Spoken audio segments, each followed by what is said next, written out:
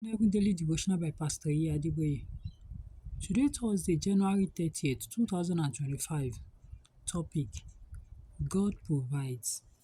Memory verse: Psalm 23, verse 1. Psalm 23, verse 1. The Lord is my shepherd, I shall not want. Bible reading: Genesis chapter 22, verse 7 to 14. Genesis 22, 7 to 14. And Isaac spake unto Abraham his father and said, My father. And he said, Here am I, my son. And he said, Behold, the fire and the wood, but where is the lamb for a burnt offering? And Abraham said, My son, God will provide himself a lamb for a burnt offering. So they went both of them together, and they came to the place which God had told him of. And Abraham built an altar there, and laid the wood in order, and bound Isaac his son, and laid him on the altar upon the wood. And Abraham stretched forth his hand, and took the knife to slay his son. And the angel of the Lord called unto him out of heaven, and said, Abraham, Abraham. And he said, Here am I. And he said, Lay not thy hand upon the lad, neither do thou anything unto him. For now I know that thou fearest God, seeing thou hast not withheld thy son, thy only son, from me. And Abraham lifted up his eyes, and looked, and behold, behind him a ram, caught a thicket by his horns. And Abraham went and took the ram, and offered him up for a burnt offering in the stead of his son. And Abraham called the name of that place Jehovah Jireh, as it is said to this day, In the mount of the Lord it shall be seen. Message: I became the general overseer of House CCG about 45 years ago. At that time, the total income of the church was less than my monthly salary from the university I resigned from.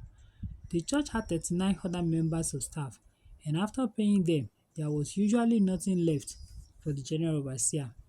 As a human being, I turned to God and said, Lord, I told you to leave me alone where I was lecturing. After all, I was already pastoring. After collecting my salary, I always deduct money for food and fuel for my car, and the rest goes to your work. Now, what I am getting from the government is no longer available, and this is the income of the church. What guarantee do I have that I will survive?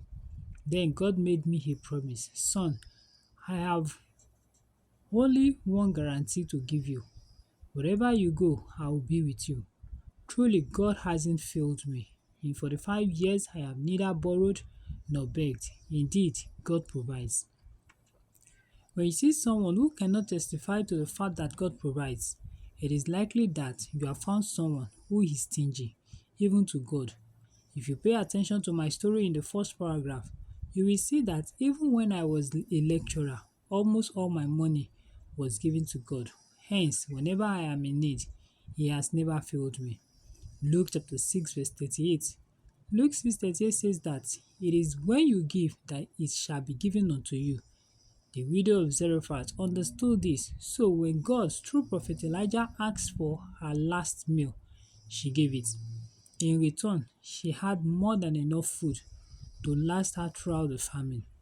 God has been so gracious to many people, such that giving Him all their money is not enough to say thank you to Him. Despite this, when He asks them to just a little of what they have, they will say no. Apart from being stingy to God, a lot of them are also stingy to people around them, especially the less privileged. Proverbs chapter 21 verse 13. Proverbs 21:13 says, Whoso stoppeth his ears at the cry of the poor, he also shall cry himself, but shall not be heard. Beloved, if you want God to provide for you, don't be stingy to His work. Men and women of God, those around you, or the poor, the laborer's soul will surely be made fat, according to Proverbs chapter 11 verse 25. Proverbs 11:25. Action point. Cultivate the habit of giving to support God's work, His ministers, and those in need around you. Bible in 1 year. Leviticus chapter 8 to chapter 10. Leviticus chapter 8 to chapter 10. Aim for today. It is so sweet to trust in Jesus. God bless you.